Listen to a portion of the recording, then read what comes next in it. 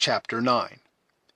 Quote, "Be gay securely, dispel my faith with smiles the timorous clouds that hang on my clear brow." Unquote. From Death of Agrippina. The sudden and almost magical change from the stirring incidents of the combat to the stillness that now reigned around him acted on the heated imagination of Heyward like some exciting dream, while all the images and events he had witnessed remained deeply impressed on his memory. He felt a difficulty in persuading him of their truth. Still ignorant of the fate of those who had trusted to the aid of the swift current, he at first listened intently to any signal or sounds of alarm which might announce the good or evil fortune of their hazardous undertaking. His attention, however, was bestowed in vain, for with the disappearance of Uncas, every sign of the adventurers had been lost, leaving him in total uncertainty of their fate. In a moment of such painful doubt, Duncan did not hesitate to look around him, without consulting that protection from the rocks, which just before had been so necessary to his safety. Every effort, however, to detect the least evidence of the approach of their hidden enemies was as fruitless as the inquiry after his late companions. The wooded banks of the river seemed again deserted by everything possessing animal life. The uproar which had so lately echoed through the vaults of the forest was gone, leaving the rush of the waters to swell and sink on the currents of the air in the unmingled sweetness of nature. A fish-hawk, which, secure on the topmost branches of a dead pine, had been a distant spectator of the fray, now swooped from his high and ragged perch and soared in wide sweeps above his prey, while a jay, whose noisy voice had been stilled by the hoarser cries of the savages, ventured again to open his discordant throat, as though once more in undisturbed possession of his wild domains. Duncan caught from these natural accompaniments of the solitary scene a glimmering of hope, and he began to rally his faculties to renewed exertions, with something like a reviving confidence of success. "The Hurons are not to be seen," he said, addressing David, who had by no means recovered from the effects of the stunning blow he had received. "Let us conceal ourselves in the cavern, and trust the rest to Providence." "I remember to have united with two comely maidens in lifting up our voices in praise and thanksgiving," returned the bewildered singing master, "since which time I have been visited by a heavy judgment for my sins. I have been mocked with the likeness of sleep, while sounds of discord have rent my ears, such as might manifest the fullness of time, and that nature had forgotten her harmony." "Poor fellow, thine own period was, in truth, near its accomplishment. But arouse, and come with me. I will lead you where all other sounds but those from your own psalmody shall be excluded." "There is melody in the fall of the cataract, and the rushing of many waters is sweet to the senses," said David, pressing his hand confusedly on his brow. "Is not the air yet filled with shrieks and cries, as though the departed spirits of the damned?" "Not now, not now," interrupted the impatient Heyward. "They have ceased, and they who raised them, I trust in God. They are gone too. Everything but the water is still and at peace in them, where you may create those sounds you love so well to hear." David smiled sadly, though not without a momentary gleam of pleasure, at this allusion to his beloved vocation. He no longer hesitated to be led to a spot which promised such unalloyed gratification to his wearied senses, and leaning on the arm of his companion, he entered the narrow mouth of the cave. Duncan seized a pile of sassafras, which he drew before the passage, studiously concealing every appearance of an aperture. Within this fragile barrier he arranged the blankets abandoned by the foresters, darkening the inner extremity of the cavern, while its outer received a chastened light from the narrow ravine, through which one arm of the river rushed to form the junction with its sister branch, a few rods below. "I like not the principle of the natives, which teaches them to submit without a struggle, in emergencies that appear desperate," he said, while busied in his employment. "Our own maxim, which says, 'While life remains there is hope,' is more consoling and better suited to a soldier's temperament. To you, Cora, I will urge no words of idle encouragement. Your own fortitude and undisturbed reason will teach you all that may become your sex. But cannot we dry the tears of that trembling weeper on your bosom?" "I am calmer, Duncan," said Alice, raising herself from the arms of her sister, and forcing an appearance of composure through her tears. "Much calmer now. Surely, in this hidden spot, we are safe, we are secret, free from injury. We will hope everything from those generous men who have risked so much already in our behalf." "Now does our gentle Alice speak like the daughter of Monroe," said Heyward, pausing to press her hand as he passed toward the outer entrance of the cavern. "With two such examples of courage before him, a man would be ashamed to prove other than a hero." He then seated himself in the center of the cavern, grasping his remaining pistol with a hand convulsively clenched, while his contracted and frowning eye announced the sullen desperation of his purpose. "The Hurons, if they come, may not gain our position so easily as they think," he slowly muttered, and propping his head back against the rock, he seemed to await the result in patience, though his gaze was unceasingly bent on the open avenue to their place of retreat. With the last sound of his voice, a deep, a long, and almost breathless silence succeeded. The fresh air of the morning had penetrated the recess, and its influence was gradually felt on the spirits of its inmates. As minute after minute passed by, leaving them in undisturbed security, the insinuating feeling of hope was gradually gaining possession of every bosom, though each one felt reluctant to give utterance to expectations that the next moment might so fearfully destroy. David alone formed an exception to these varying emotions. A gleam of light from the opening crossed his wan countenance, and fell upon the pages of the little volume, whose leaves he was again occupied in turning, as if searching for some song more fitted to their condition than any that had yet met their eye. He was most probably acting all this time under a confused recollection of the promised consolation of Duncan.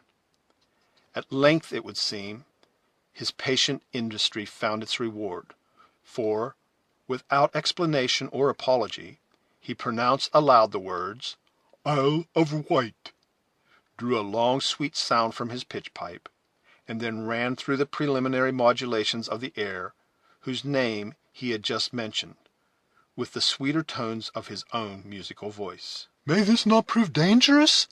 asked Cora, glancing her dark eye at Major Heyward. "Poor fellow! His voice is too feeble to be heard above the din of the falls," was the answer. "Beside, the cavern will prove his friend. Let him indulge his passions, since it may be done without hazard." "Isle of Wight," repeated David, looking about him with that dignity with which he had long been wont to silence the whispering echoes of his school. "'Tis a brave tune, and set to solemn words. Let it be sung with meet respect." After allowing a moment of stillness to enforce his discipline, the voice of the singer was heard, in low, murmuring syllables, gradually stealing on the ear, until it filled the narrow vault with sounds rendered trebly thrilling by the feeble and tremulous utterance produced by his debility. The melody, which no weakness could destroy, gradually wrought its sweet influence on the senses of those who heard it. It even prevailed over the miserable travesty of the song of David, which the singer had selected from a volume of similar effusions, and caused the sense to be forgotten in the insinuating harmony of the sounds. Alice unconsciously dried her tears, and bent her melting eyes on the pallid features of Gamut, with an expression of chastened delight that she neither affected nor wished to conceal.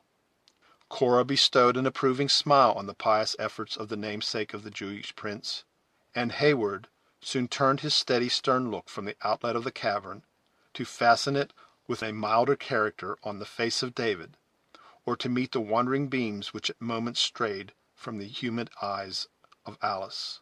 The open sympathy of the listeners stirred the spirit of the votary of music, whose voice regained its richness and volume, without losing that touching softness which proved its secret charm.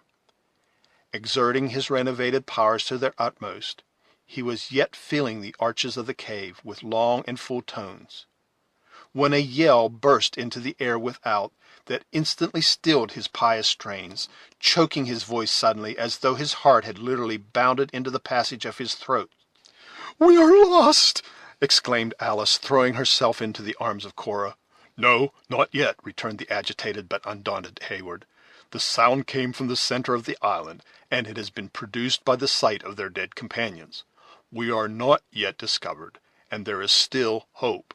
Faint and almost despairing as was the prospect of escape, the words of Duncan were not thrown away, for it awakened the powers of the sisters in such a manner that they awaited the results in silence.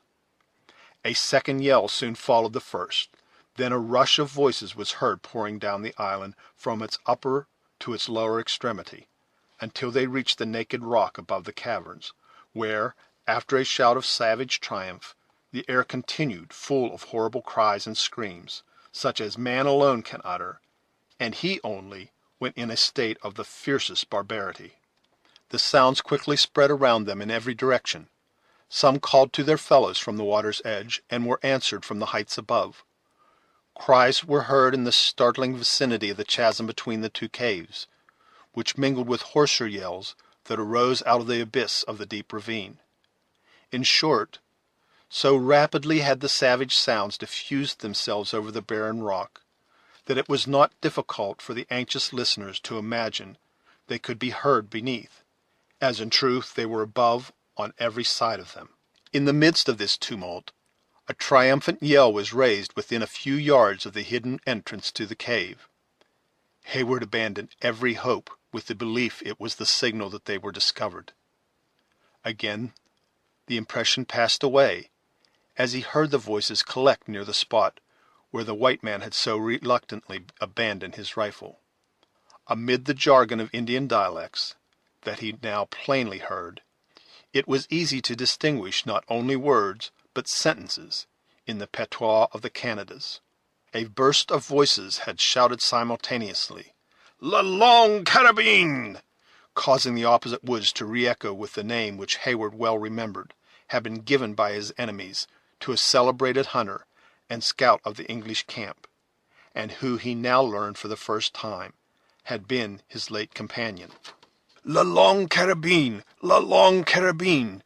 passed from mouth to mouth, until the whole band appeared to be collected around a trophy which would seem to announce the death of its formidable owner.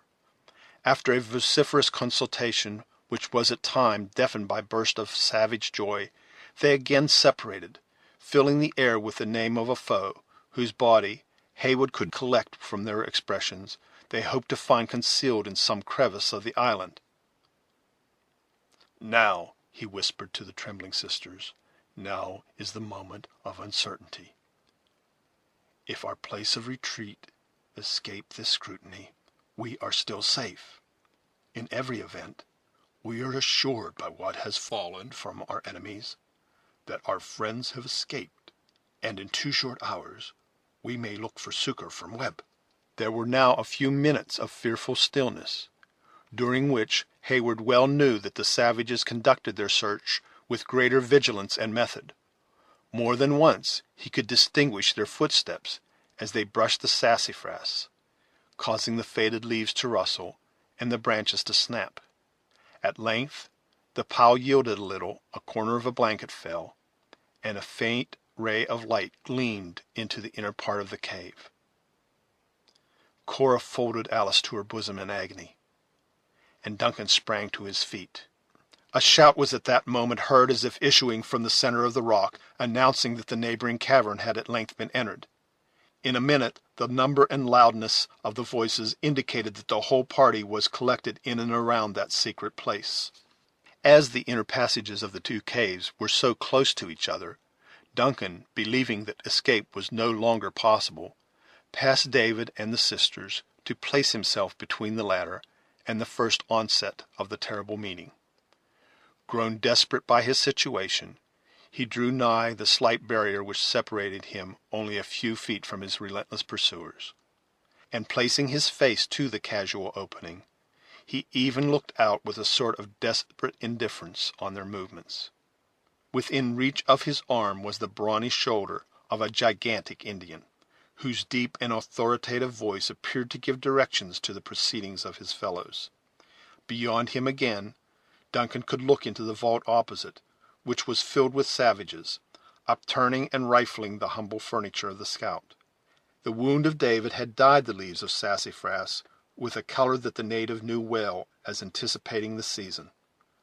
Over this sign of their success, they sent up a howl, like an opening from so many hounds who had recovered a lost trail. After this yellow victory, they tore up the fragrant bed of the cavern, and bore the branches into the chasm, scattering the boughs as if they suspected them of concealing the person of the man they had so long hated and feared. One fierce and wild-looking warrior approached the chief, bearing a load of the brush, and pointing exultingly to the deep red stains with which it was sprinkled, uttered his joy in Indian yells, whose meaning Heyward was only enabled to comprehend by the frequent repetition of the name, La Longue Carabine. When his triumph had ceased, he cast the brush onto the slight heap Duncan had made before the entrance of the second cavern, and closed the view. His example was followed by others, who, as they drew the branches from the cave of the scout, threw them into one pile, adding, unconsciously, to the security of those they sought.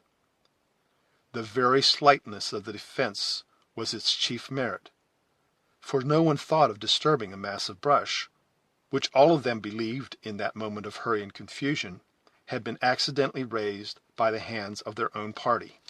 As the blankets yielded before the outward pressure, and the branches settled in the fissure of the rock by their own weight, forming a compact body, Duncan once more breathed freely. With a light step and a lighter heart, he returned to the center of the cave, and took the place he had left, where he could command a view of the opening next the river. While he was in the act of making this movement, the Indians, as if changing their purpose by a common impulse, broke away from the chasm in a body, and were heard rushing up the island again toward the point whence they had originally descended. Here another wailing cry betrayed that they were again collected around the bodies of their dead comrades. Duncan now ventured to look at his companions, for, during most of the critical moments of their danger, he had been apprehensive that the anxiety of his countenance might communicate some additional alarm to those who were so little able to sustain it. "They are gone, Cora," he whispered. "Alice, they are returned whence they came, and we are saved. To heaven that has alone delivered us from the grasp of so merciless an enemy be all praise." "Then to heaven I will return my thanks," exclaimed the younger sister, rising from the encircling arm of Cora, and casting herself with enthusiastic gratitude on the naked rock. "To that heaven which has spared the tears of a gray-headed father, has saved the lives of those I so much love." Both Heyward and the more temperate Cora witnessed the act of involuntary emotion with powerful sympathy. The former secretly believing that piety had never worn a form so lovely as it had now assumed in the youthful person of Alice. Her eyes were radiant with the glow of grateful feelings. The flush of her beauty was again seated on her cheeks, and her whole soul seemed ready and anxious to pour out its thanksgiving through the medium of her eloquent features. But when her lips moved, the words they should have uttered appeared frozen by some new and sudden chill. Her bloom gave place to the paleness of death. Her soft and melting eyes grew hard, and seemed contracting with horror, while those hands, which she had raised, clasped in each other toward heaven, dropped in horizontal lines before her, the fingers pointed forward in convulsed motion. Heyward turned the instant she gave a direction to his suspicions, and peering just above the ledge which formed the threshold of the open outlet of the cavern, he beheld the malignant, fierce, and savage features of Le Renard Subtil. In that moment of surprise, the self-possession of Hayward did not desert him. He observed by the vacant expression of the Indian's countenance that his eye, accustomed to the open air, had not yet been able to penetrate the dusky light which pervaded the depth of the cavern.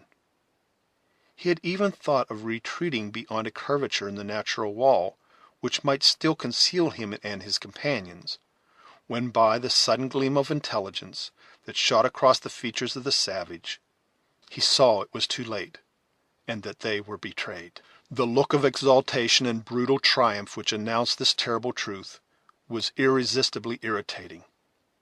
Forgetful of everything but the impulses of his hot blood, Duncan leveled his pistol and fired.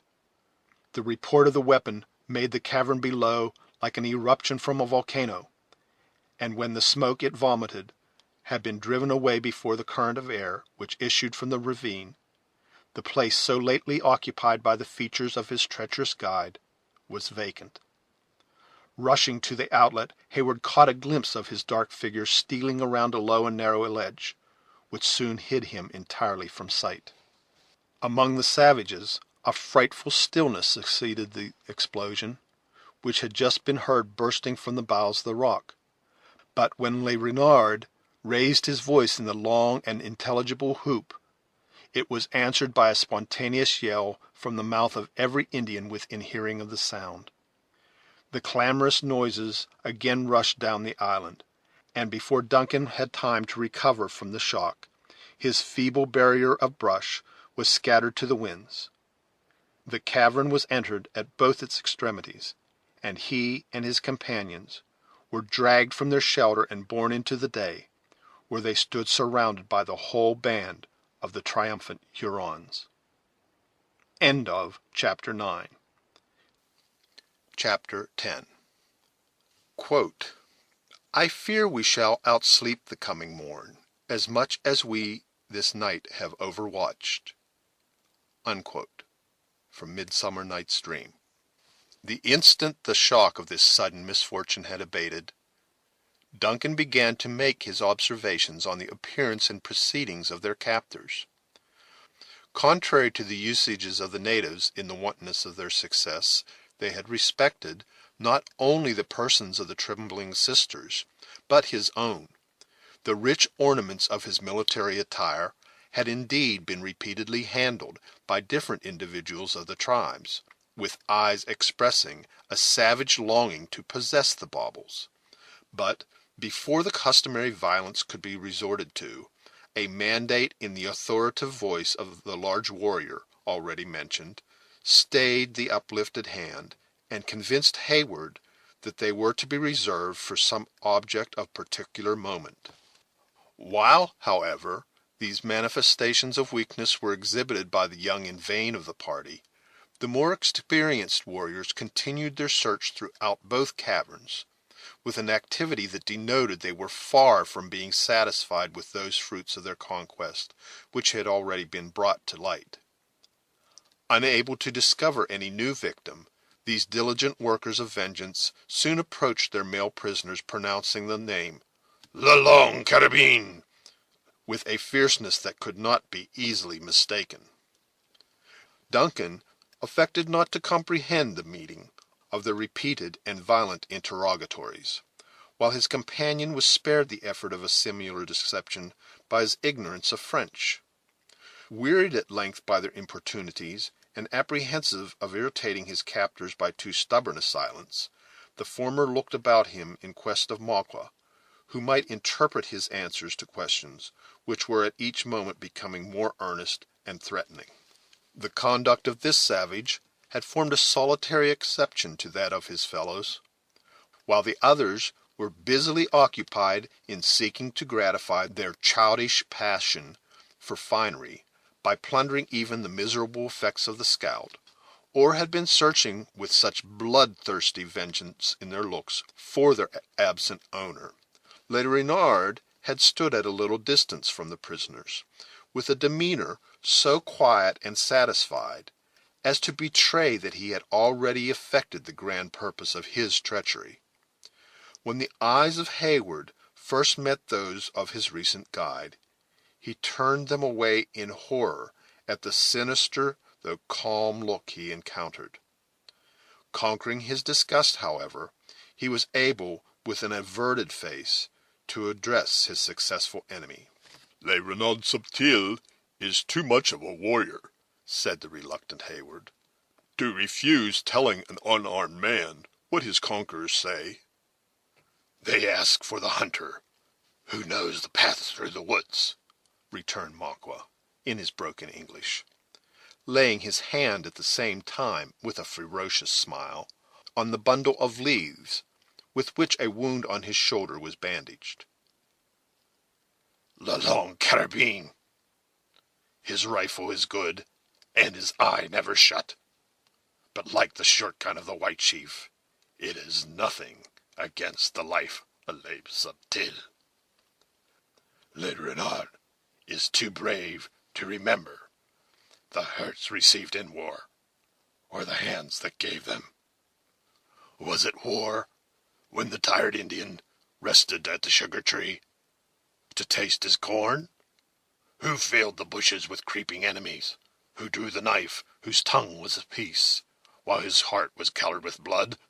Did Maqua say that the hatchet was out of the ground, and that his hand had dug it up?" As Duncan dared not retort upon his accuser by reminding him of his own premeditated treachery, and disdained to deprecate his resentment by any words of apology, he remained silent. Maqua seemed also content to rest the controversy as well as all further communication there, for he resumed the leaning attitude against the rock from which, in momentary energy, he had arisen. But the cry of "Le long carabine" was renewed the instant the impatient savages perceived that the short dialogue was ended. "You hear," said Maqua with stubborn indifference, "the red Hurons call for the life of the long rifle, or they will have the blood of him that kept him hid." "He is gone, escaped. He is far beyond their reach." Renard smiled with cold contempt as he answered, "When the white man dies, he thinks he is at peace, but the red men know how to torture even the ghost of their enemies. Where is his body? Let the Huron see his scalp." "He is not dead, but escaped." Maqua shook his head incredulously. "Is he a bird to spread his wings, or is he a fish to swim without air? The white chief read in his books, and he believes the Hurons are fools."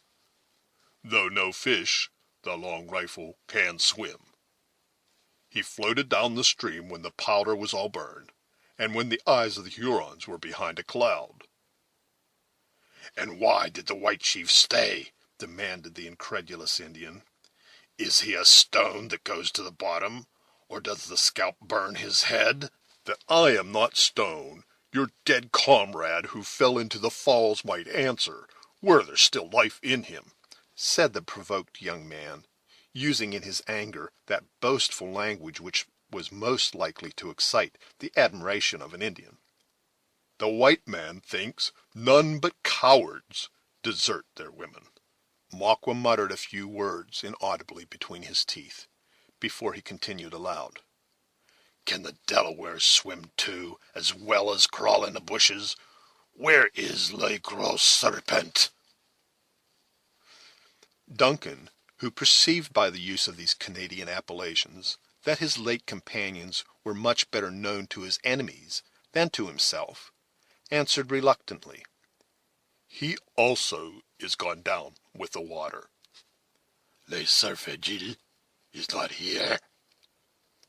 "I know not whom you call the nimble deer," said Duncan gladly, profiting by any excuse to create delay. "Uncas," returned Maqua, pronouncing the Delaware name with even greater difficulty than he spoke his English words. "Bounding elk is what the white man says when he calls to the young Mohican." "Here is some confusion in names between us, Le Renard," said Duncan, hoping to provoke a discussion. Dame is the French for deer, and cerf for stag.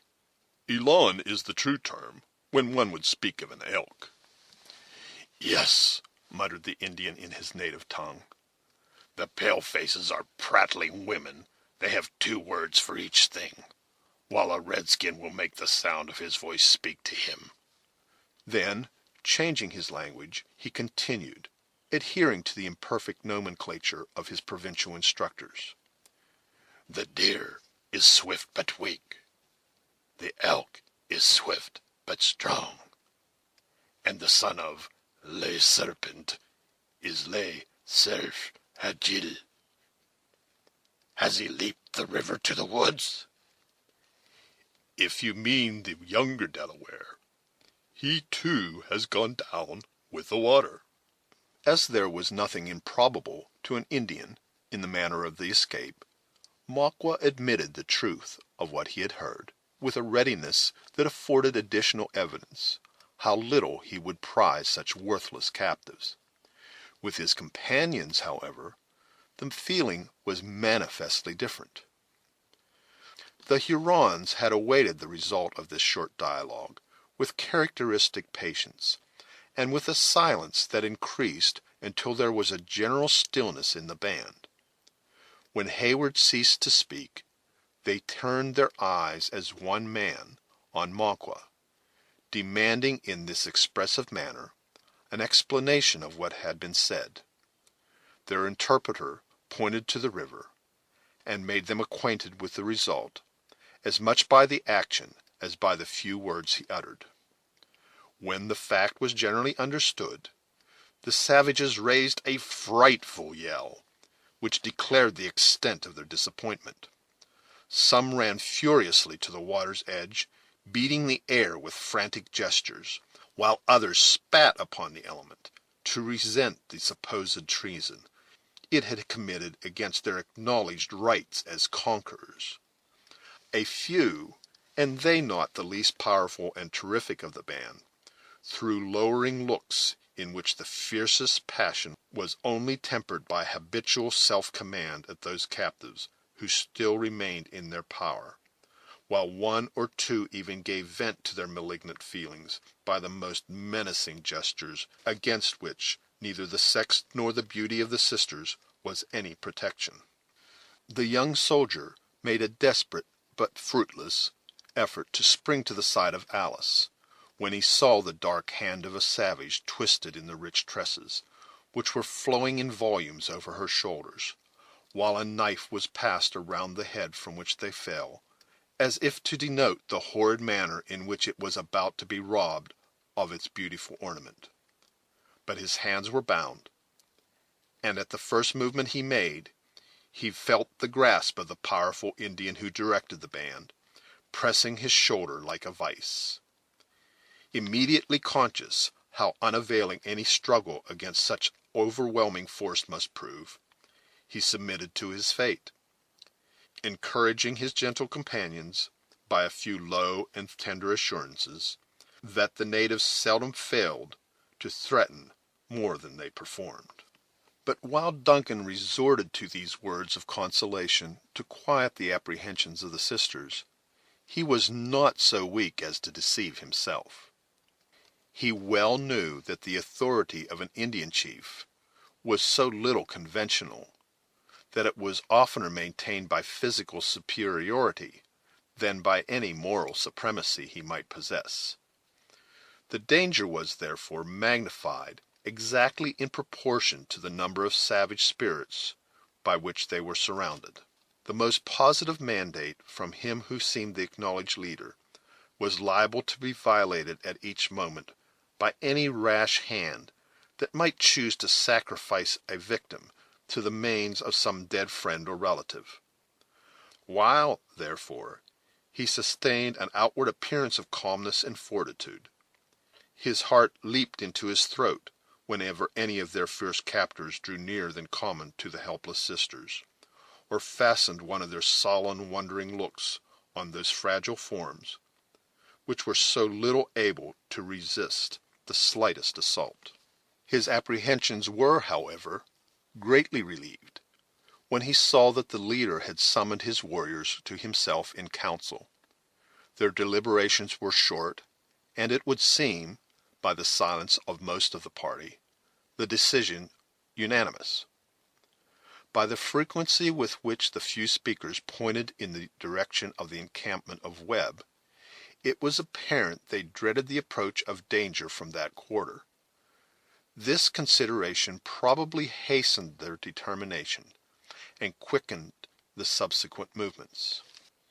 During his short conference, Heyward, finding a respite from his gravest fears, had leisure to admire the cautious manner in which the Hurons had made their approaches, even after hostilities had ceased.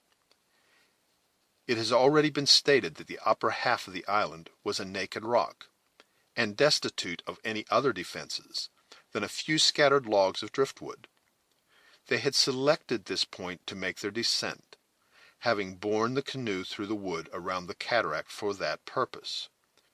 Placing their arms in the little vessel, a dozen men, clinging to its sides, had trusted themselves to the direction of the canoe, which was controlled by two of the most skillful warriors, in attitudes that enabled them to command a view of the dangerous passage. Favored by this arrangement, they touched the head of the island at that point which had proved so fatal to their first adventurers, but with the advantages of superior numbers and the possession of firearms.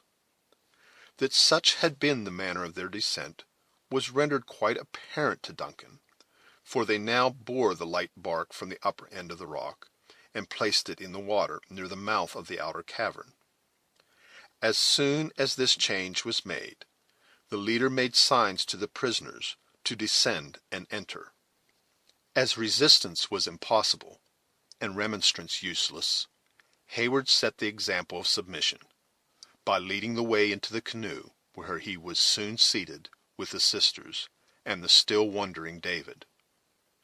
Notwithstanding the Hurons were necessarily ignorant of the little channels among the eddies and rapids of the streams, they knew the common signs of such a navigation too well to commit any material blunder.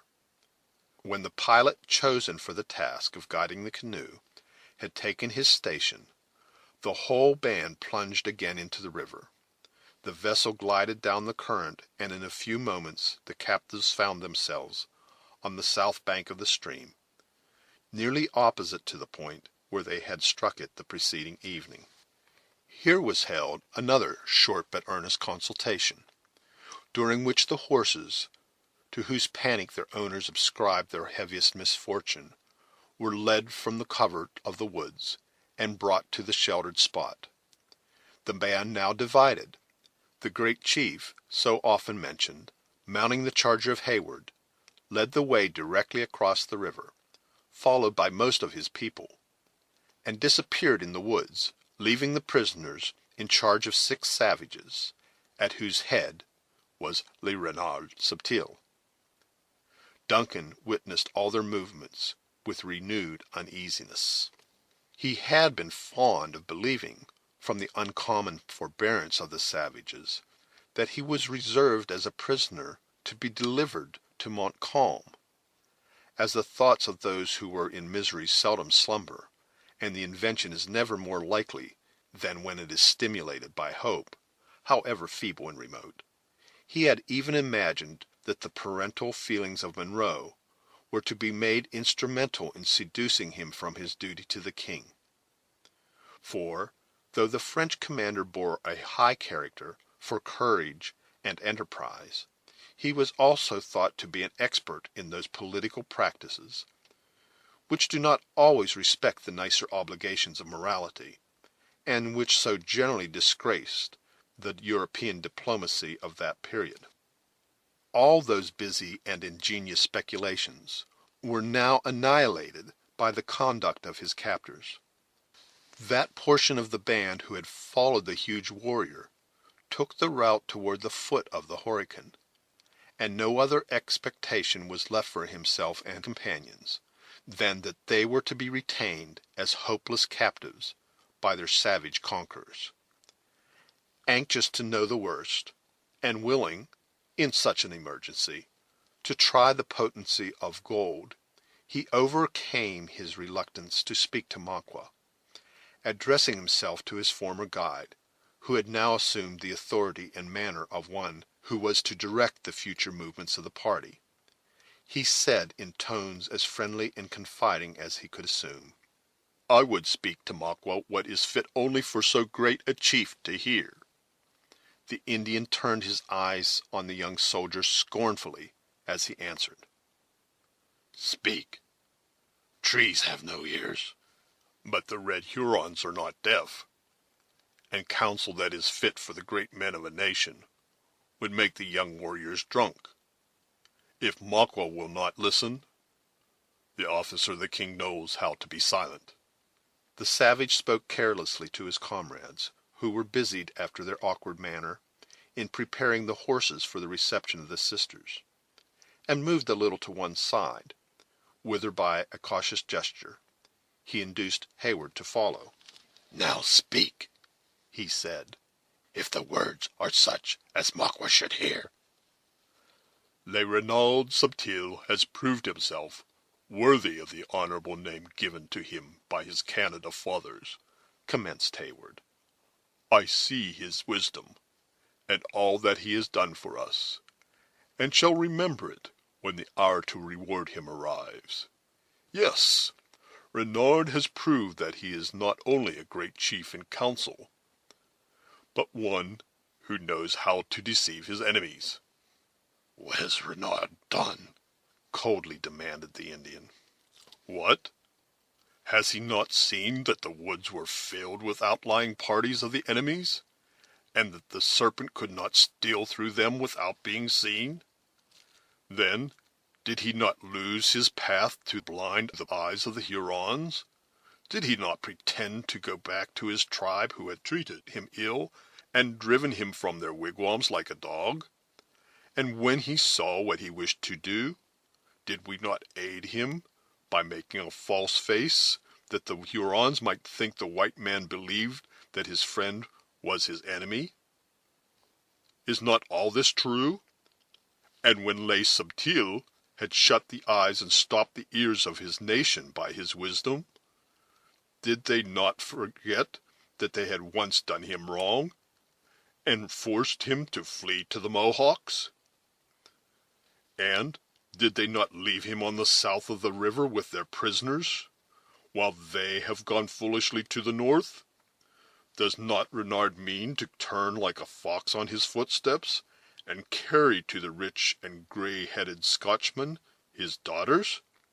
Yes, Maqua, I see it all, and I have already been thinking how so much wisdom and honesty should be repaid. First, the chief of William Henry will give as great chief should for such a service. The medal of Maqua will no longer be of tin. Footnote: It has long been a practice of the whites to conciliate the important men of the Indians by presenting medals, which were worn in the place of their own rude ornaments. Those given by the English generally bear the impression of the reigning king, and those given by the Americans that of the president. End footnote. But of beaten gold. His horn will run over with powder. Dollars will be as plenty in his pouch as pebbles on the shore of Horican, and the deer will lick his hand, for they will know it to be vain to fly from the rifle he will carry. As for myself, I know not how to exceed the gratitude of the Scotchman, but yes, I will." "What will the young chief who comes from toward the sun give?" demanded the Huron, observing that Heyward hesitated in his desire to end the enumeration of benefits with that which might form the climax of an Indian's wishes. "He will make the firewater from the islands in the Salt Lake flow before the wigwam of Maqua, until the heart of the Indian shall be lighter than the feathers of the hummingbird, and his breath sweeter than wild honeysuckle." Le Renard had listened gravely as Heyward slowly proceeded in this subtle speech. When the young man mentioned The artifice he supposed the Indian to have practiced on his own nation. The countenance of the listener was veiled in an expression of cautious gravity. At the allusion to the injury which Duncan affected to believe had driven the Huron from his native tribe, a gleam of such ungovernable ferocity flashed from the other's eyes as induced the adventurous speaker to believe he had struck the proper chord. And by the time he reached the part where he so artfully blended the thirst of vengeance with the desire of gain, he had at least obtained a command of the deepest attention of the savage. The question put by Le Renard had been calm, and with all the dignity of an Indian, but it was quite apparent by the thoughtful expression of the listener's countenance that the answer was most cunningly devised. The Huron mused a few moments, and then laying his hand on the rude bandages of his wounded shoulder, he said with some energy, "Do friends make such marks? Would la Longue Carabine cut one so slight on an enemy? Do the Delawares crawl upon those they love like snakes, twisting themselves to strike? Would le Gros Serpent have been heard by the ears of one he wished to be deaf? Does the white chief burn his powder in the faces of his brothers? Does he ever miss his aim when seriously bent to kill?" returned Duncan, smiling with well-acted sincerity. Another long and deliberate pause succeeded these sententious questions and ready replies. Duncan saw that the Indian hesitated. In order to complete his victory, he was in the act of recommencing the enumeration of the rewards, when Maqua made an expressive gesture and said, "Enough! Le Renard is a wise chief, and what he does will be seen. Go and keep the mouth shut. When Maqua speaks, it will be the time to answer." Hayward, perceiving that the eyes of his companion were warily fastened on the rest of the band, fell back immediately, in order to avoid the appearance of any suspicious confederacy with their leader. Maqua approached the horses, and affected to be well pleased with the diligence and ingenuity of his comrades. He then signed to Hayward to assist the sisters into the saddles, for he seldom deigned to use the English tongue, unless urged by some motive of more than usual moment. There was no longer any plausible pretext for delay, and Duncan was obliged, however reluctantly, to comply. As he performed this office, he whispered his reviving hopes in the ears of the trembling females, who, through dread of encountering the savage countenances of their captors, seldom raised their eyes from the ground. The mare of David had been taken with the followers of the large chief. In consequence, its owner, as well as Duncan, was compelled to journey on foot. The latter did not, however, so much regret this circumstance as it might enable him to retard the speed of the party, for he still turned his longing looks in the direction of Fort Edward, in the vain expectation of catching some sound from that quarter of the forest which might denote the approach of succor. When all were prepared, Maqua made the signal to proceed, advancing in front to lead the party in person. Next followed David, who was gradually coming to a true sense of his condition, as the effects of the wound became less and less apparent. The sisters rode in his rear, with Hayward at their side, while the Indians flanked the party and brought up the close of the march, with a caution that seemed never to tire. In this manner they proceeded in uninterrupted silence, except when Hayward expressed some solitary word of comfort to the females, or David gave vent to the moanings of his spirit in piteous exclamations, which he intended should express the humility of resignation. Their direction lay toward the south, and in a course nearly opposite to the road to William Henry. Notwithstanding this apparent adherence in Maqua to the original determination of his conquerors, Hayward could not believe his tempting bait was so soon forgotten, and he knew the windings of an Indian's path too well to suppose that its apparent course led directly to its object, when artifice was at all necessary. Mile after mile was, however, passed through the boundless woods in this painful manner, without any prospect of a termination of their journey. Hayward watched the sun as he darted his meridian rays through the branches of the trees, and pined for the moment when the policy of Maqua should change their route to one more favorable to his hopes.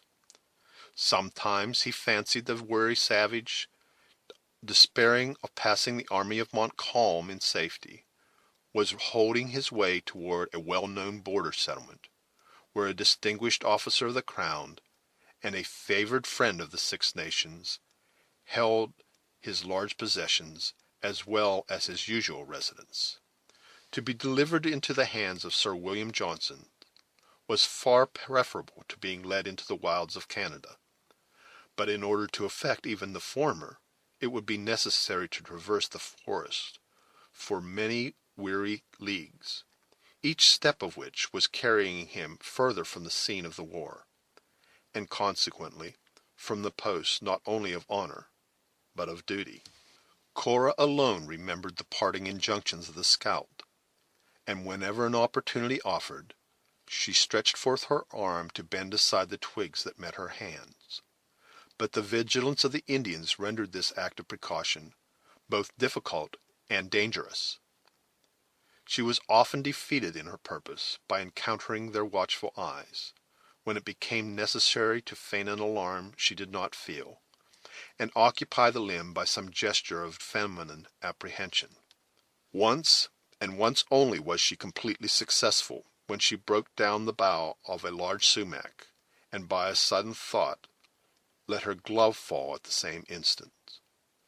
This sign, intended for those that might follow, was observed by one of her conductors, who restored the glove, broke the remaining branches of the bush in such a manner that it appeared to proceed from the struggling of some beast in its branches, and then laid his hand on his tomahawk, with a look so significant that it put an effectual end to those stolen memorials of their passage. As there were horses to leave the prints of their footsteps in both bands of the Indians, this interruption cut off any probable hopes of assistance being conveyed through the means of their trail. Hayward would have ventured a remonstrance, had there been anything encouraging in the gloomy reserve of Maqua, but the savage, during all this time, seldom turned to look at his fellows, and never spoke.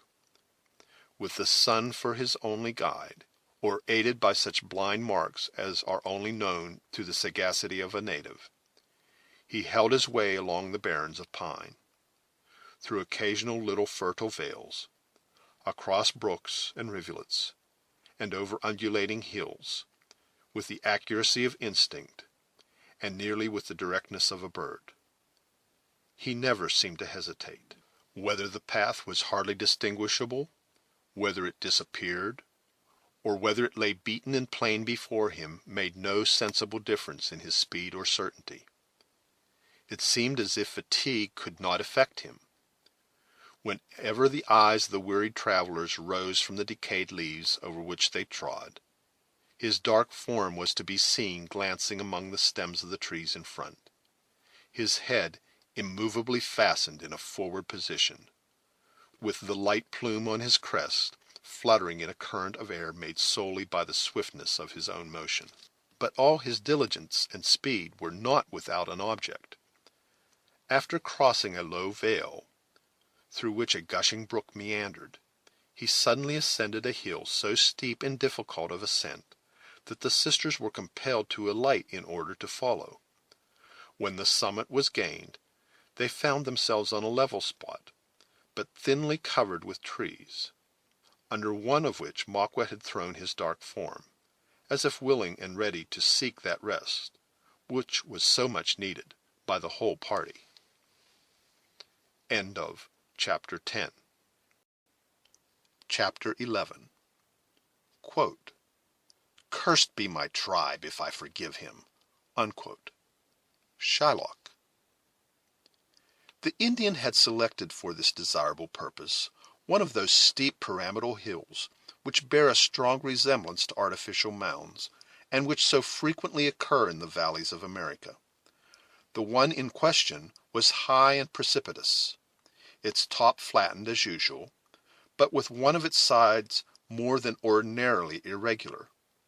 It possessed no other apparent advantage for a resting place than in its elevation and form, which might render defense easy and surprise nearly impossible. As Hayward, however, no longer expected that rescue which time and distance now rendered so improbable, he regarded these little peculiarities with an eye devoid of interest, devoting himself entirely to the comfort and condolence of his feebler companions. The Narragansetts were suffered to browse on the branches of the trees and shrubs that were thinly scattered over the summit of the hill, while the remains of their provisions were spread under the shade of a beech that stretched its horizontal limbs like a canopy above them. Notwithstanding the swiftness of their flight, one of the Indians had found an opportunity to strike a straggling fawn with an arrow, and had borne the more preferable fragments of the victim patiently on his shoulders to the stopping place. Without any aid from the science of cookery, he was immediately employed, in common with his fellows, in gorging himself with this digestible sustenance. Magua alone sat apart without participating in the revolting meal, and apparently buried in the deepest thought. This abstinence, so remarkable in an Indian, when he possessed the means of satisfying hunger, at length attracted the notice of Hayward. The young man willingly believed that the Huron deliberated on the most eligible manner of eluding the vigilance of his associates. With a view to assist his plans by any suggestion of his own, and to strengthen the temptation, he left the beach, and straggled, as if without an object, to the spot where Le Renard was seated. Has not Magua kept the sun in his face long enough to escape all danger from the Canadians? He asked, as though no longer doubtful of the good intelligence established between them. And will not the chief of William Henry be better pleased to see his daughters before another night may have hardened his heart to their loss, to make him less liberal in his reward? Do the pale faces love their children less in the morning than at night? Asked the Indian coldly. By no means, returned Hayward, anxious to recall his error, if he had made one. The white man may, and does often, forget the burial place of his fathers. He sometimes ceases to remember those he should love, and has promised to cherish. But the affection of a parent for his child is never permitted to die. And is the heart of the white-headed chief soft? And will he think of the babes that his squaws have given him? He is hard on his warriors, and his eyes are made of stone. He is severe to the idle and wicked, but to the sober and deserving he is a leader, both just and humane. I have known many fond and tender parents, but never have I seen a man whose heart was softer toward his child. You have seen the gray head in front of his warriors, Magua, but I have seen his eyes swimming in water when he spoke of those children who are now in your power. Hayward paused, for he knew not how to construe the remarkable expression that gleamed across the swarthy features of the attentive Indian. At first it seemed as if the remembrance of the promised reward grew vivid in his mind, while he listened to the sources of parental feeling which were to assure its possession. But, as Duncan proceeded, the expression of joy became so fiercely malignant that it was impossible not to apprehend it proceeded from some passion more sinister than avarice.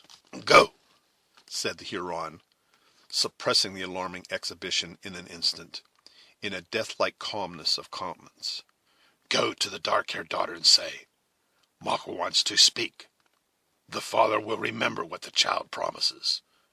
Duncan, who interpreted this speech to express a wish for some additional pledge that the promised gifts should not be withheld, slowly and reluctantly repaired to the place where the sisters were now resting from their fatigue.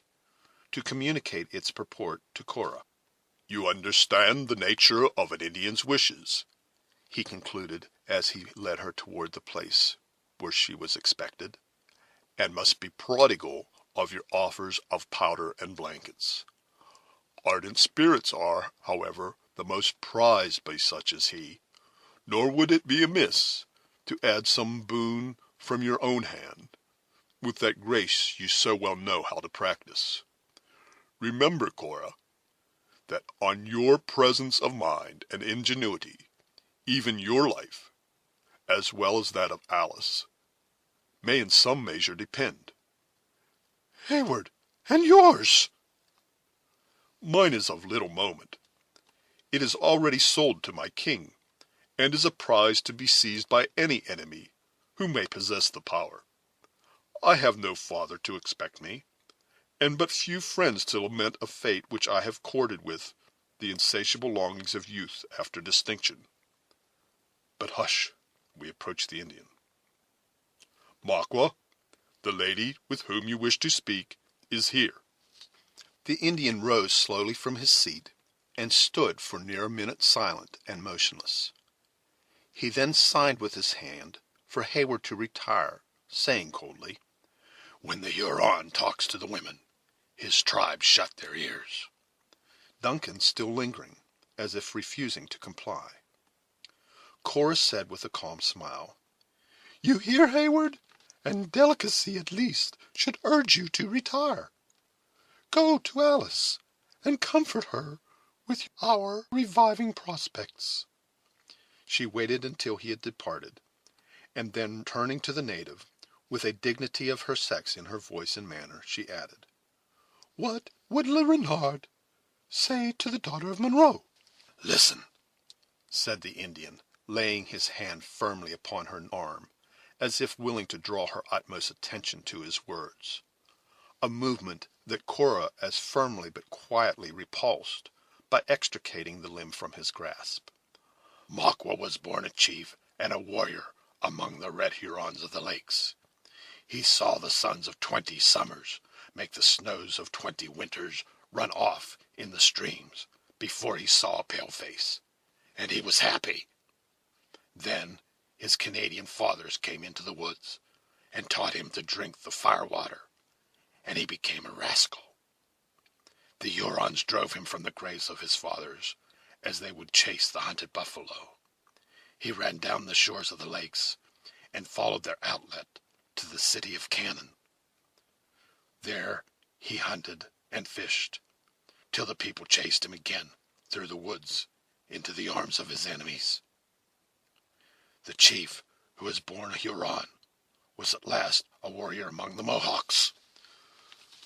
"Something like this I had heard before," said Cora, observing that he paused to suppress those passions which began to burn with too bright a flame, as he recalled the recollection of his supposed injuries. "Was it the fault of Le Renard that his head was not made of rock? Who gave him the firewater? Who made him a villain? 'Twas the pale-faces, the people of your own color." "Am I answerable that thoughtless and unprincipled men exist, whose shades of countenance may resemble mine?" Cora calmly demanded of the excited savage. "No, Maqua is a man and not a fool. Such as you never opened their lips to the burning stream. The Great Spirit has given you wisdom." "What then have I to do or say in the matter of your misfortunes, not to say of your errors?" "Listen," repeated the Indian, resuming his earnest attitude. "When his English and French fathers dug up the hatchet, Le Renard struck the war-post of the Mohawks, and went out against his own nation. The pale-faces have driven the redskins from their hunting grounds, and now, when they fight, a white man leads the way. The old chief at Horican, your father, was the great captain of our war party. He said to the Mohawks, 'Do this and do that,' and he was minded. He made a law that if an Indian swallowed the firewater, and came into the cloth wigwams of his warriors. It should not be forgotten. Makwa foolish opened his mouth, and the hot liquor led him into the cabin of Monroe. What did the greyhead let his daughter say? He forgot not his words, and did justice by punishing the offender, said the undaunted daughter. Justice! Repeated the Indian, casting an oblique glance of the most ferocious expression at her unyielding countenance. Is it justice to make evil and then punish for it? Makwa was not himself. It was the firewater that spoke and acted for him. But Monroe did believe it. The Huron chief was tied up before all the pale-faced warriors and whipped like a dog. Cora remained silent, for she knew not how to palliate this imprudent severity on the part of her father, in a manner to suit the comprehension of an Indian. See, continued Makwa, tearing aside the slight calico that very imperfectly concealed his painted breast. Here are scars given by knives and bullets. Of these a warrior may boast before his nation. But the greyhead has left marks on the back of the Huron chief that he must hide like a squaw under this painted cloth of the whites. I had thought, resumed Cora, that an Indian warrior was patient, and that his spirit felt not and knew not the pain his body suffered. When the Chippewas tied Makwa to the stake and cut this gash, said the other, laying his finger on a deep scar, the Huron laughed in their faces and told them women struck so light. His spirit was then in the clouds. But when he felt the blows of Monroe, his spirit lay under the birch. The spirit of a Huron is never drunk. It remembers forever. But it may be appeased. If my father has done you this injustice, show him how an Indian can forgive an injury and take back his daughters. You have heard from Major Hayward. Makwa shook his head, forbidding the repetition of offers he so much despised. What would you have? Continued Cora, after a most painful pause, while the conviction forced itself on her mind that the too sanguine and generous Duncan had been cruelly deceived by the cunning savage. What a Huron loves. Good for good. Bad for bad. You would then revenge the injury inflicted by Monroe on his helpless daughters?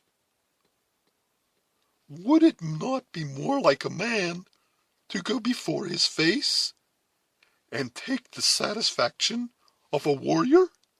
The arms of a pale-face are long, and their knives sharp, returned the savage, with a malignant laugh. Why should Le Renard go among the muskets of his warriors, when he holds the spirit of the greyhead in his hand? Name your intention, Makwa, said Cora, struggling with herself to speak with steady calmness. Is it to lead us prisoners to the woods, or do you contemplate some greater evil?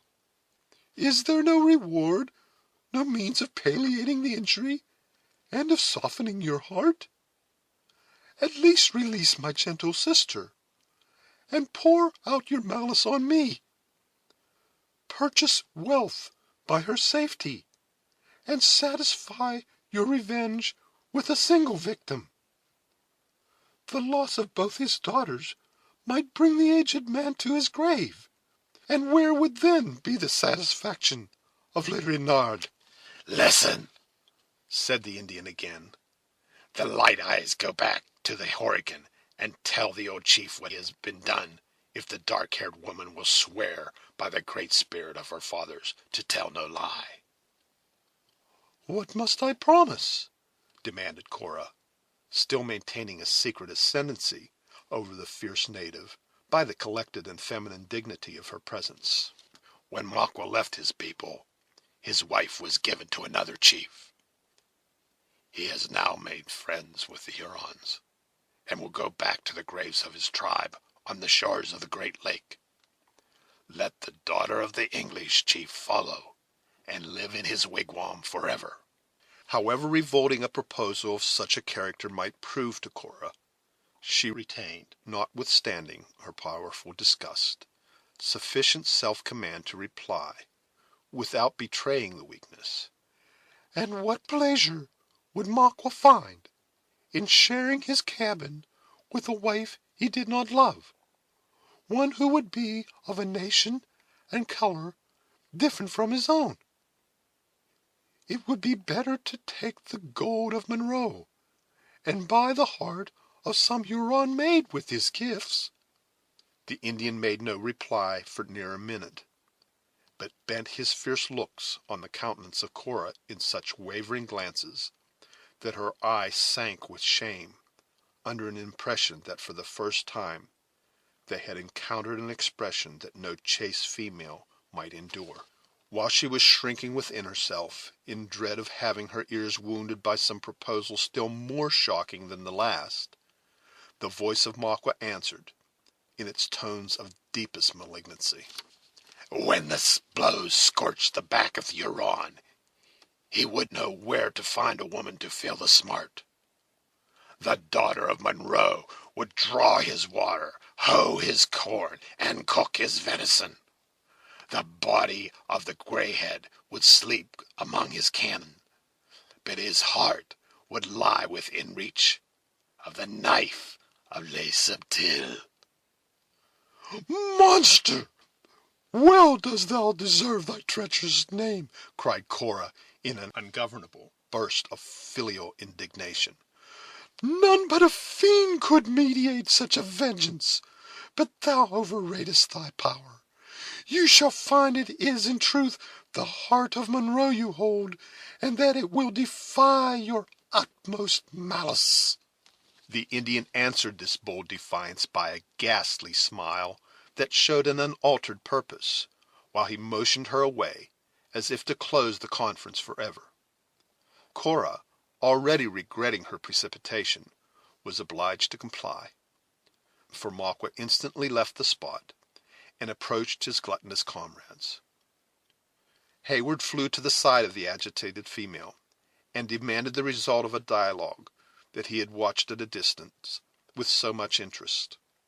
But unwilling to alarm the fears of Alice, she evaded a direct reply, betraying only by her anxious looks fastened on the slightest movements of her captors. To the reiterated and earnest questions of her sister concerning their probable destination, she made no other answer than by pointing toward the dark group, with an agitation she could not control, and murmuring as she folded Alice to her bosom: "There, there! Read our fortunes in their faces. We shall see. We shall see." The action and the choked utterance of Cora spoke more impressively than any words, and quickly drew the attention of her companions on that spot where her own was riveted with an intenseness that nothing but the importance of the stake could create. When Maqua reached the cluster of lolling savages, who, gorged with their disgusting meal, lay stretched on the earth in brutal indulgence, he commenced speaking with the dignity of an Indian chief. The first syllables he uttered had the effect to cause his listeners to raise themselves in attitudes of respectful attention. As the Huron used his native language, the prisoners, notwithstanding the caution of the natives had kept them within swing of their tomahawks, could only conjecture the substance of his harangue from the nature of those significant gestures with which an Indian always illustrates his eloquence. At first, the language as well as the action of Maqua appeared calm and deliberative. When he had succeeded in sufficiently awakening the attention of his comrades, Heyward fancied, by his pointing so frequently toward the direction of the Great Lakes, that he spoke of the land of their fathers and of their distant tribe. Frequent indications of applause escaped the listeners, who, as they uttered the expressive "huh," looked at each other in commendation to the speaker. Le Renard, was too skilful to neglect his advantage. He now spoke of the long and painful route by which they had left those spacious grounds and happy villages, to come in battle against the enemies of their Canadian fathers. He enumerated the warriors of the party, their several merits, their frequent services to the nation, their wounds, the number of scalps they had taken. Whenever he alluded to any present, and the subtle Indian neglected none, the dark countenance of the flattered individual gleamed with exultation.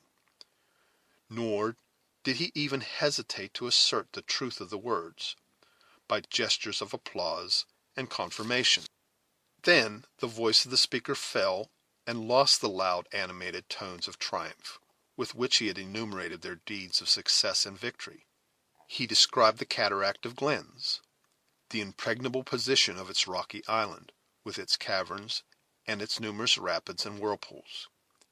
He named the name of La Longue Carabine, and paused until the forest beneath them had sent up the last echo of a loud and long yell, with which the hated appellation was received. He pointed toward the youthful military captive, and described the death of a favorite warrior, who had been precipitated into the deep ravine by his hand. He not only mentioned the fate of him who, hanging between heaven and earth, had presented such a spectacle of horror to the whole band, but he acted anew the terrors of his situation, his resolution, and his death on the branches of a sapling. And, finally, he rapidly recounted the manner in which each of their friends had fallen, never failing to touch upon their courage and their most acknowledged virtues. When this recital of events was ended, his voice once more changed, and became plaintive and even musical in its low guttural sounds.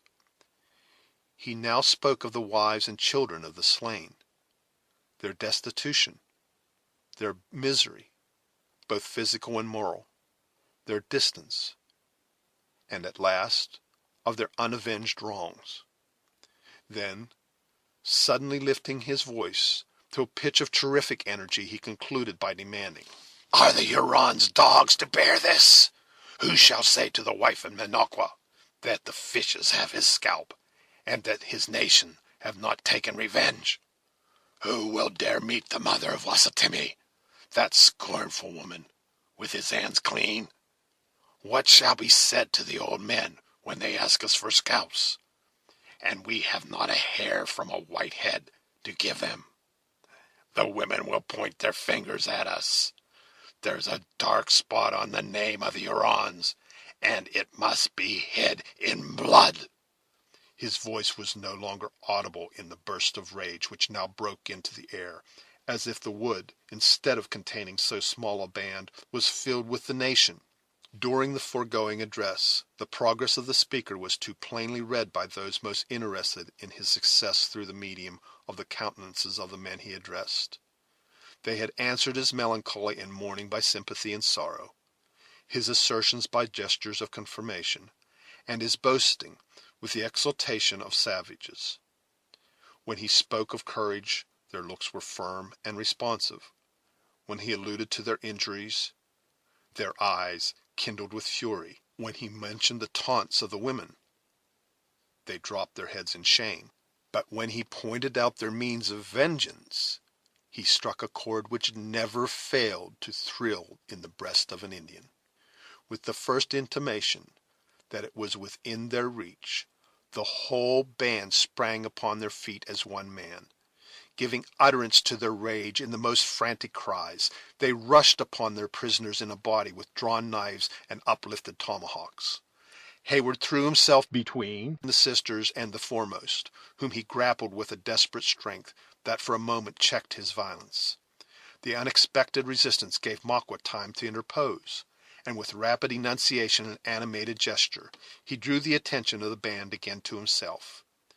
In that language he knew so well how to assume, he diverted his comrades from their instant purpose, and invited them to prolong the misery of their victims. His proposal was received with acclamations, and executed with the swiftness of thought. Two powerful warriors cast themselves on Heyward, while another was occupied in securing the less active singing master. Neither of the captives, however, submitted without a desperate, though fruitless, struggle. Even David hurled his assailant to the earth, nor was Heyward secured until the victory over his companion enabled the Indians to direct their united force on that object. He was then bound and fastened to the body of the sapling, on whose branches Maqua had acted the pantomime of the falling Huron. When the young soldier regained his recollection, he had the painful certainty before his eyes that a common fate was intended for the whole party. On his right was Cora, in a durance similar to his own, pale and agitated, but with an eye whose steady look still read the proceedings of their enemies. On his left, the withes which bound her to a pine performed that office for Alice which her trembling limbs refused, and alone kept her fragile form from sinking. Her hands were clasped before her in prayer, but instead of looking upward toward the power which alone could rescue them, her unconscious looks wandered to the countenance of Duncan with infantile dependency. David had contended, and the novelty of the circumstance held him silent in deliberation of the propriety of the unusual occurrence. The vengeance of the Hurons had now taken a new direction, and they prepared to execute it with that barbarous ingenuity with which they were familiarized by the practice of centuries. Some sought knots to raise the blazing pile. One was riving the splinters of pine in order to pierce the flesh of their captives with the burning fragments, and others bent the tops of two saplings to the earth in order to suspend Heyward by the arms between the recoiling branches. But the vengeance of Maqua sought a deeper and more malignant enjoyment. While the less refined monsters of the band prepared before the eyes of those who were to suffer those well-known and vulgar means of torture, he approached Cora and pointed out, with the most malign expression of countenance, the speedy fate that awaited her. "Ha!" he added, "what says the daughter of Monroe? Her head is too good to find a pillow in the wigwam of Le Renard. Will she like it better when it rolls about this hill, a plaything for the wolves? Her bosom cannot nurse the children of a Huron. She will see it spit upon by Indians." "What means the monster?" demanded the astonished Heyward. "Nothing," was the firm reply. "He is a savage, a barbarous and ignorant savage, and knows not what he does. Let us find leisure with our dying breath to ask for him penitence and pardon." "Pardon!" echoed the fierce Huron, mistaking in his anger the meaning of her words. "The memory of an Indian is no longer than the arm of the palefaces. His mercy shorter than their justice. Say, shall I send the yellow hair to her father, and will you follow Maqua to the Great Lakes to carry his Water. and feed him with corn?" Cora beckoned him away with an emotion of disgust she could not control. "Leave me," she said, with a solemnity that for a moment checked the barbarity of the Indian. "You mingle bitterness with my prayers. You stand between me and my God." The slight impression produced on the savage was, however, soon forgotten, and he continued, pointing with taunting irony toward Alice. "Look, the child weeps. She's too young to die. Send her to Monroe to comb his gray hairs and keep life in the heart of the old man." Cora could not resist the desire to look upon her youthful sister, in whose eyes she met an imploring glance that betrayed the longings of nature. "What says he, dearest Cora?" asked the trembling voice of Alice. "Did he speak of sending me to her father?" For many moments the elder sister looked upon the younger, with a countenance that wavered with powerful and contending emotions. At length she spoke, though her tones had lost their rich and calm fullness. in an expression of tenderness that seemed maternal.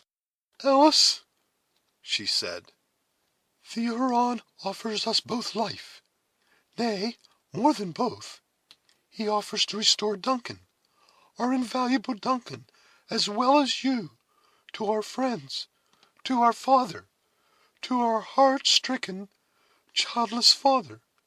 If I will bow down this rebellious, stubborn pride of mine, and consent—" Her voice became choked, and clasping her hands she looked upward, as if seeking, in her agony, intelligence from a wisdom that was infinite. "Say on," cried Alice. "To what, dearest Cora? Oh, that the proffer were made to me, to save you, to cheer our aged father, to restore Duncan! How cheerfully would I die!" "Die!" repeated Cora, with a calmer and firmer voice. "That were easy.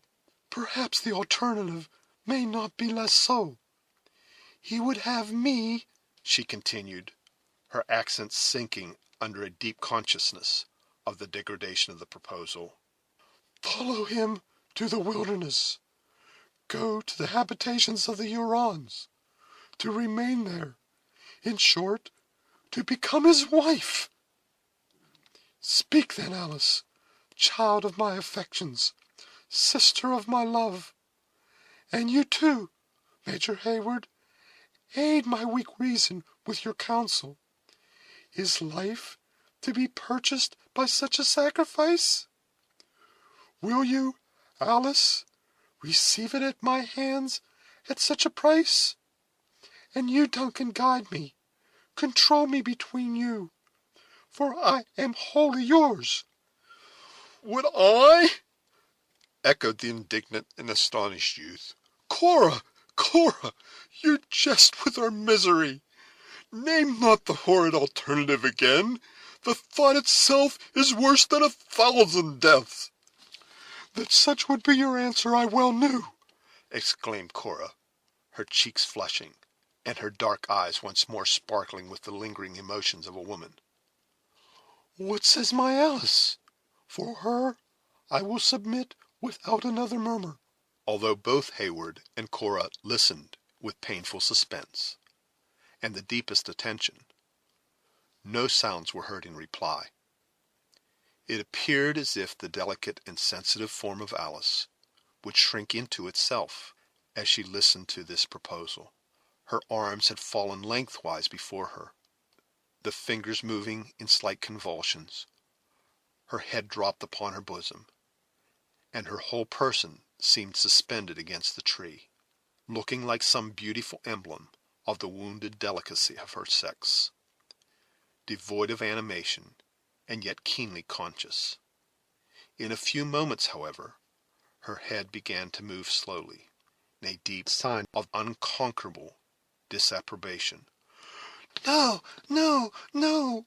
Better that we die as we have lived, together." "Then die!" shouted Maqua, hurling his tomahawk with violence at the unresisting speaker, and gnashing his teeth with a rage that could no longer be bridled at this sudden exhibition of firmness in the one he believed the weakest of the party. The axe cleaved the air in front of Hayward, and cutting some of the flowing ringlets of Alice, quivered in the tree above her head. The sight maddened Duncan to desperation. Collecting all his energies in one effort, he snapped the twigs which bound him, and rushed upon another savage, who was preparing, with loud yells and a more deliberate aim, to repeat the blow. They encountered, grappled, and fell to the earth together. The naked body of his antagonist afforded Hayward no means of holding his adversary, who glided from his grasp, and rose again with one knee on his chest, pressing him down with the weight of a giant. Duncan already saw the knife gleaming in the air, when a whistling sound swept past him, and was rather accompanied than followed by the sharp crack of a rifle. He felt his breast relieved from the load it had endured. He saw the savage expression of his adversary's countenance change to a look of vacant wildness, when the Indian fell dead on the faded leaves by his side. End of chapter 11.